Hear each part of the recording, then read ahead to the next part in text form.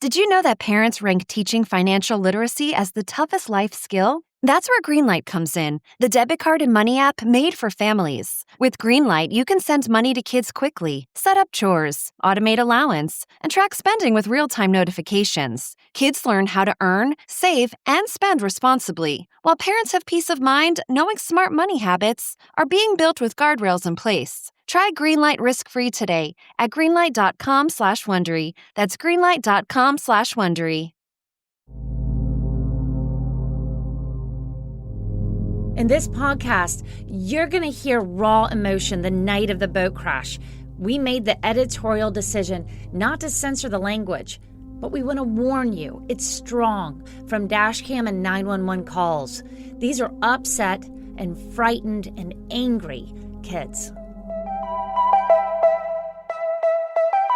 Engine 3, respond to a water emergency. The location is going to be down Malecon Drive right before you get to the traffic circle. The Russell Bell Bridge? Yes. Maybe they just in the wrong slot and stuff, I don't know. We had a boat crash into the bridge is what they're telling us.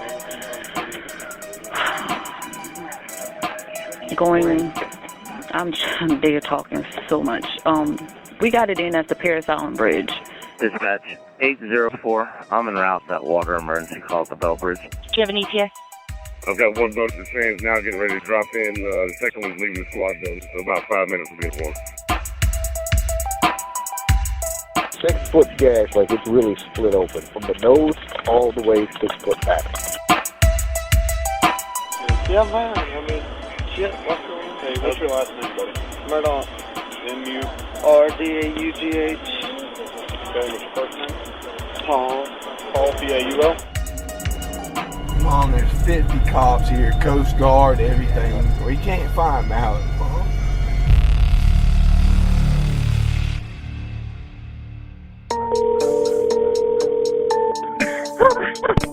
Hampton County 911, where's your emergency? We're following a developing story, this one out of Colleton County. It's 4147 Moselle Road. I've been up to it now. It's bad.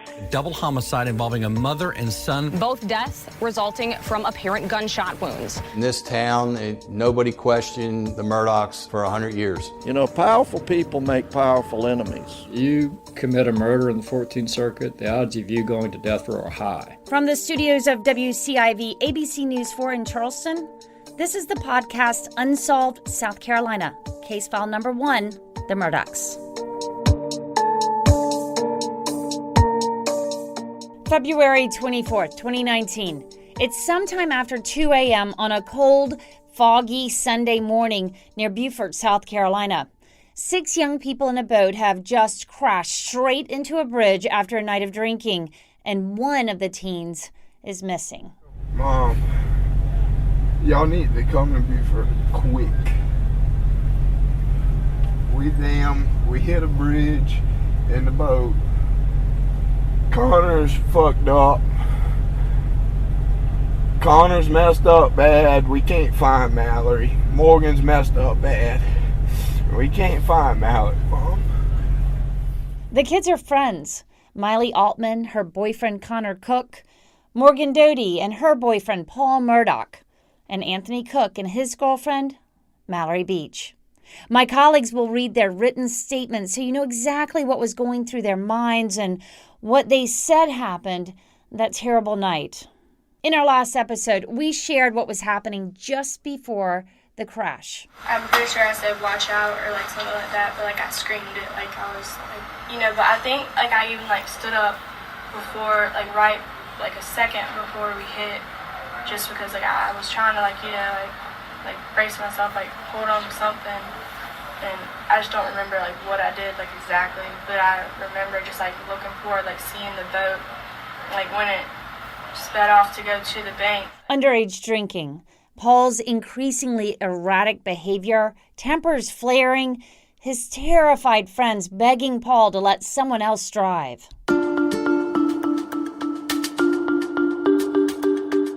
The moments after Paul's boat crashes, it's utter chaos too. No one even knows where they are. Was there any light around at all? Just pitch black dark. Here's Miley telling police what she remembers. This interview was recorded at the police station. I could see, like, you know, the water and, like, the bridge, like, underneath the bridge, but that was pretty much it. Okay. And then, like, you could see, like, the light from the road all the way up there. Anthony, Mallory, and Paul are violently ejected into the water. The tide is ripping. The current was going fast enough that by the time I even realized that I was in the water and the current was taking me. As Paul clings to a nearby piling, a disoriented Anthony, he says he looks for his girlfriend, Mallory. The next thing I know, I'm in the fucking water and I can't find her, man. Scared, they'd been clinging to each other in the floor of the boat just before the crash. Miley came running up to me, said, "What do you mean, where's Mallory?" And I said, "She's not up here?" And she said, "No." And then Anthony was screaming in the water for Mallory, and that's when, like, I knew, like, something bad had happened, like, that Mallory was missing. In the aftermath, Miley checks on her boyfriend, Connor, who seriously hurt his jaw. I remember waking up in the bottom of the boat, and my girlfriend woke me up asking me if I was all right. Paul and Anthony in the water, and Morgan screaming. Her hand was bleeding. Miley says Paul also heads for Morgan, who's screaming in pain. It's her hand, but in the confusion, Paul thinks it's her head that's bleeding and tries to get to her.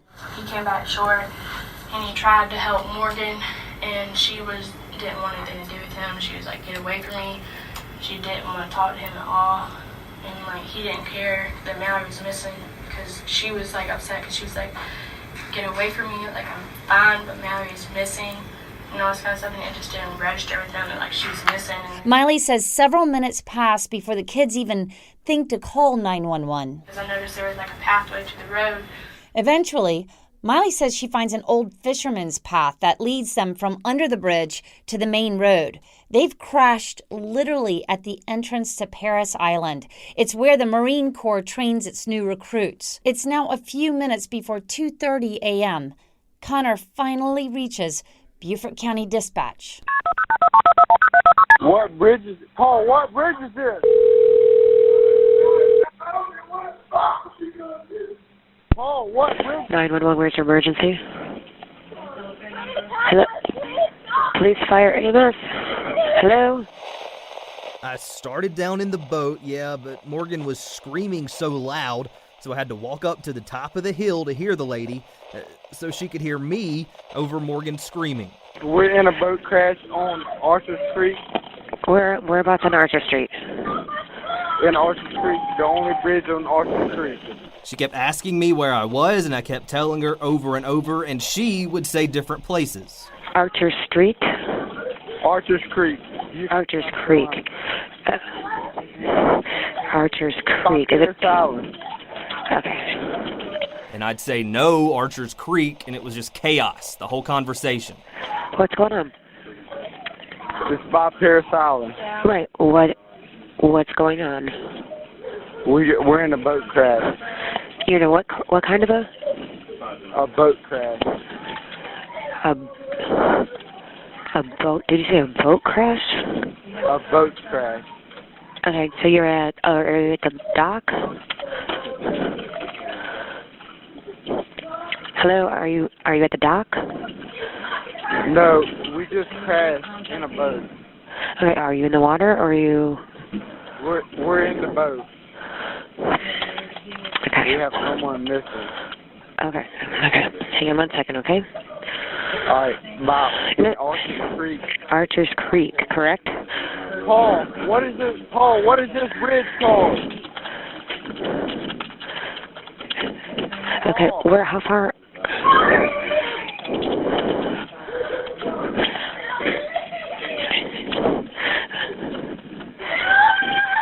Please send someone. No, we're calling, okay?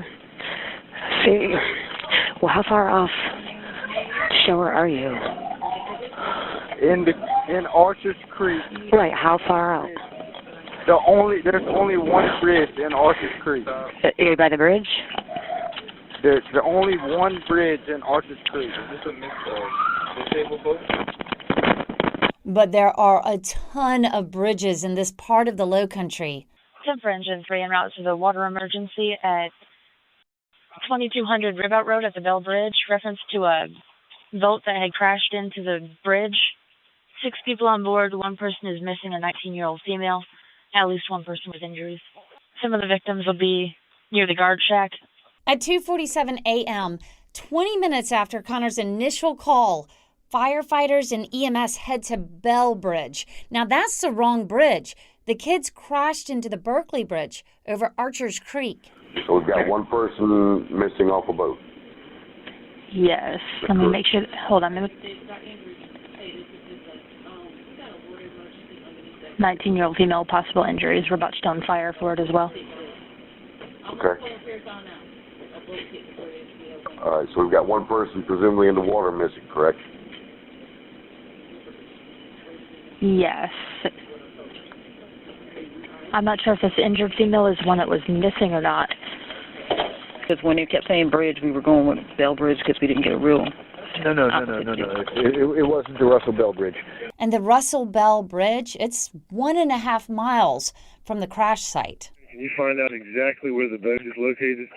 Dispatch, this is Battalion 1. Did you say the location was the victim, again, was the Battery Creek boat landing? What was it? I didn't understand the address you were giving us. Civil Battalion 1, the location is going to be down Malecon Drive right before you get to the traffic circle going on to Parris Island. EMS reports that it doesn't reach the scene until about 3 o'clock in the morning.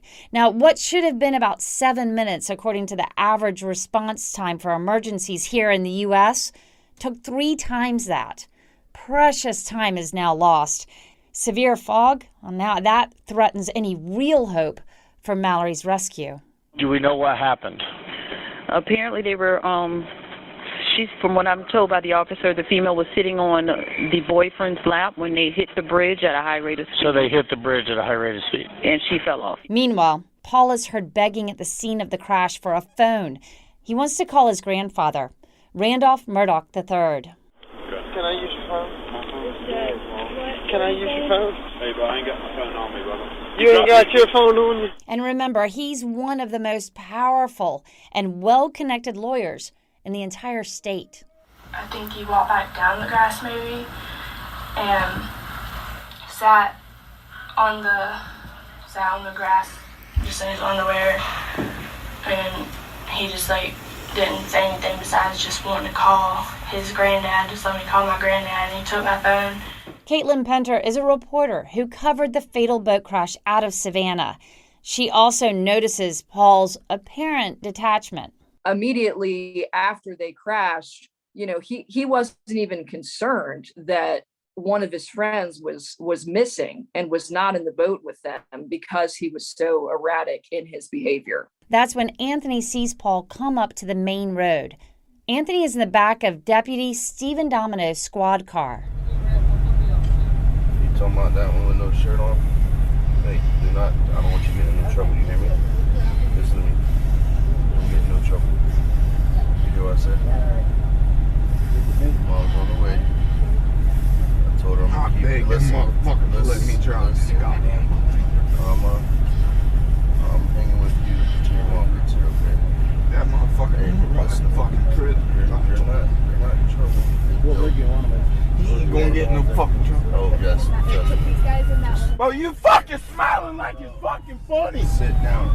My fucking girlfriend's gone, bro. You think it's fucking funny? Sit down.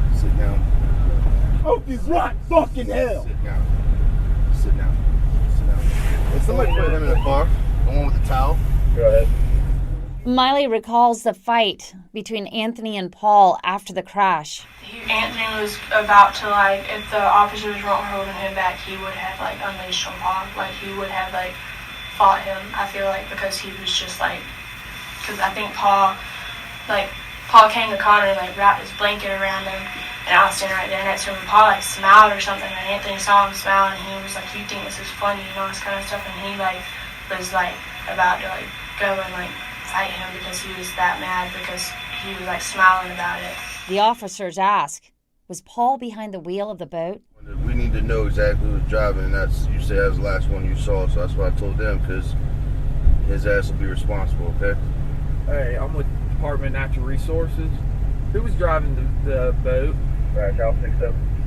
The last time I grabbed my girlfriend and got down in the bottom of the boat, Paul was driving. Paul was driving? Yes, sir. I begged and begged and begged and begged to let me drive. 1 second. Uh-huh.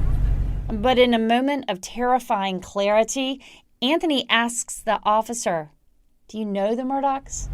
Do y'all know Alec Murdaugh? Oh, yeah, I know that name. That's his son.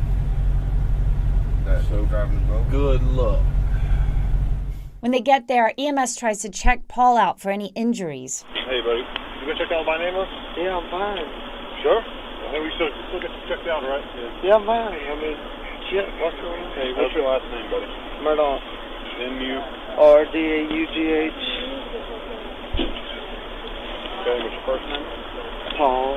Paul, P-A-U-L? Connor says that Paul finally gets his grandfather, Randolph, on the phone. According to Connor, Paul tells Randolph he was not behind the wheel when the boat crashed. Instead, Connor says Paul tries to pin it on him. Well, he told him that we'd been in a boat wreck and whatever, and he went to say, I heard his granddad asked him who was driving, and he told his granddad that I was, with my nickname Cotton Top. Me and Miley looked at each other, we was just shaking our heads. While all this was happening, Beaufort County EMS Supervisor Kevin Flick had arrived at the scene. Flick tells officers that Paul was only wearing his underwear, acting very belligerent and not cooperating with EMS. Flick said he told Paul to stay put because he kept trying to get out of the ambulance. EMS 10, EMS 1. Go ahead, ambulance. Are y'all transporting anybody? Affirm, we're bringing 3. Here's Miley again.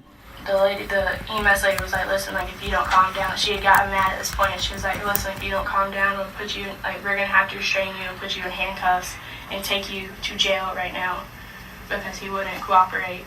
And then they finally got him to sit down, and took all of our blood pressures, and he was still, just saying, all this stuff, and... All of what stuff? Just, being rude, just, talking back to people, and so they strapped him down on the stretcher before we left. And, strapped him down and, put all these wires on him and stuff. And then me and Connor were sitting in the seat that was, the biggest. It had, 2 people's seat. The EMS driver that took Paul and Connor and Miley to the hospital described Paul as loud and argumentative. He said he just wanted to know where his girlfriend Morgan was. Well, Morgan was already on the way for surgery on her injured hand. In fact, Paul was so drunk and agitated that EMS reports that 2 sheriff's deputies had to get Paul in the ambulance, and one of the officers had to ride in the back. And when Paul did arrive at Beaufort Memorial, well, Paul's nurse said he was one of the most arrogant teenagers to come through the emergency room. She said he told her, "Y'all should be doing your jobs and looking for my friend." The ER tech that night, Laura Kent, described the scene as a weird, corny teen drama movie. She told one of the lead investigators that Paul made wildly inappropriate comments. So when I asked him for a urine sample, he smiled at me and asked if I was going to hold it for him. And when I went back into the room, he pointed to my butt and said, "Oh, wow, that's nice." Investigators for DNR show up at the hospital. They're going to interview Paul, but that interview is cut short. Paul's father, Alec, and grandfather had arrived. Alec immediately told law enforcement his son Paul would not make any statements because he was drunk. Not only that, despite the fact that Mallory is missing, the lawyers tell DNR they're going to need a warrant to search the boat the teens had been in, which Alec owned. Meanwhile, security at the front desk is called to assist the nurses with Paul. When one guard got back to the ER, he says he overheard Paul's grandfather tell the boy to just shut the up. Another security guard said Paul's grandfather was very aggravated with him and at one point said out loud, "Paul is drunk as Cooter Brown." Now that's a reference to a story of a coward who stayed drunk throughout the Civil War so he wouldn't be called up to fight. Hospital security told officers that they kept on rerouting Alec back into his son's room. There are multiple accounts by the hospital staff that Alec was trying to get into the other kids' rooms. The triage nurse says Alec was looking at the ER tracking board, which lists all the patients' rooms. He was walking up and down the hallways and in and out of the lobby. She says he seemed to be trying to orchestrate everyone to get on the same page. Both the triage nurse and a security guard say they overhear Alec talking on the phone to someone. He says, "She's gone, baby. She's gone. Don't worry about her." And tells the person on the other line he loves them. The staff assumed it's his wife. The charge nurse would tell investigators that she warns Paul's father, Alec, to go back to his son's room or leave the ER. In her report, she said she could smell alcohol on Alec's breath. It's well into the early morning hours at this point. The hospital staff said Morgan, Paul's girlfriend, she explicitly told them to keep Alec out of her room. But the ER tech says Alec approached Connor on the way to his CT scan. He'd broken his jaw and would soon be on his way to MUSC for surgery. I also heard Paul's father stop Connor on his way to CT. He kept telling him not to say anything, that he would take care of it. When DNR asked Connor to write out a statement that night, he deflected. We were heading down Archer's Creek, heading towards Broad River, and I remember seeing the bridge. That's about it. Connor tells the beach master of the Beaufort Water Rescue over the phone. I was not driving the boat, and I don't know who was driving the boat. You need to talk to my mother. I'm at the hospital. And now we know. Later, Connor tells investigators that's when Paul's father, Alec, told him to keep quiet about who was driving the boat when it crashed. Everything was going to be all right. I just needed to keep my mouth shut and tell them I didn't know who was driving and that he's got me. Why would he do that if he wasn't driving? Well, I was told not to, and being who they are, I was doing as I was told. The Murdaughs were who they are, lawyers, prosecutors, a powerful legal family. And then there were the rumors. There's a couple of things that happened in Hampton that I heard about. Well, one was said that Paul had pushed his housemate down the stairs and she died. Nothing ever happened. And another one, there was something that Paul was supposedly involved with. The guy got found beat up in the middle of the road, and they got out of it. Now that's Connor. He's referring to both Gloria Satterfield and Stephen Smith's deaths in the same breath in a court record. A deposition taken 17 months before Paul and Maggie are murdered, and these stories hit the front pages. And Anthony, his cousin, would later tell DNR investigators that Connor was scared. Connor was not driving the boat. The Murdaughs are out to pin it on him. Anthony also told them that Connor is very scared of coming forward because of the Murdaughs being able to get away with things, and that nothing will happen if Connor talks to law enforcement. In other words, justice was not going to be served. Here's Caitlin. I think it definitely makes more sense why community members, even at that time, were so apprehensive in speaking with the media, because clearly, they knew who this family was, and they knew that this family was involved in other stuff. So far, both Miley and Anthony have alluded to the fact that Paul was driving the boat. But at first, Morgan, Paul's girlfriend, tells DNR officers a different story. Morgan tells Officer Austin Pritchard Connor was driving because Paul was too drunk to drive. As she is walking out of the hospital the next morning, she tells another officer, Michael Brock from DNR, that she thought Connor Cook was driving, but she said she was just assuming. I was in surgery for 2 hours. When I got out, Alec Murdaugh tried to enter my room multiple times, but my nurse wouldn't allow him. In the hallway, he kept saying I was with him, and they needed to tell me what to say. When I was discharged at 9 a.m., I went to the bridge and stayed there until 6 when they shut down the search. I have so much going through my head. Last night, it all started coming back to me. I have the strongest feeling Paul was driving. Anthony Cook, he's still at the crash scene as the drama unfolds at the hospital. He tells an officer there, Me and Paul have been friends for a long time, but no more. I can't forgive him for this. law enforcement was acting so suspicious in the immediate months following that crash that the whole time it was kind of like you knew that it wasn't this other kid driving the boat, if that makes sense. You knew that it was Paul, and you knew that authorities knew that it was Paul who was driving the boat. 911, where's your emergency? This is Kenny Campbell. We're on the search team rescue. We think we found her. Unsolved South Carolina was brought to you by me, Ann Emerson, along with producer Drew Trupp and editor Daniel Michener. Original music by Maxwell Harrison. Coming up next week. This is the worst police investigation of all time, and I've been doing this 45 years. The fundamental things that police do when they arrive at an accident scene were not done here. When evidence goes missing and the defendant is murdered. Did they have any enemies? I really don't know of any enemies. You hear all this talk on the, social media with regard to Paul, but I don't know of anybody that would truly be an enemy or truly want to harm them. If you enjoyed listening today, please consider rating and reviewing. It goes a long way to help others discover this podcast.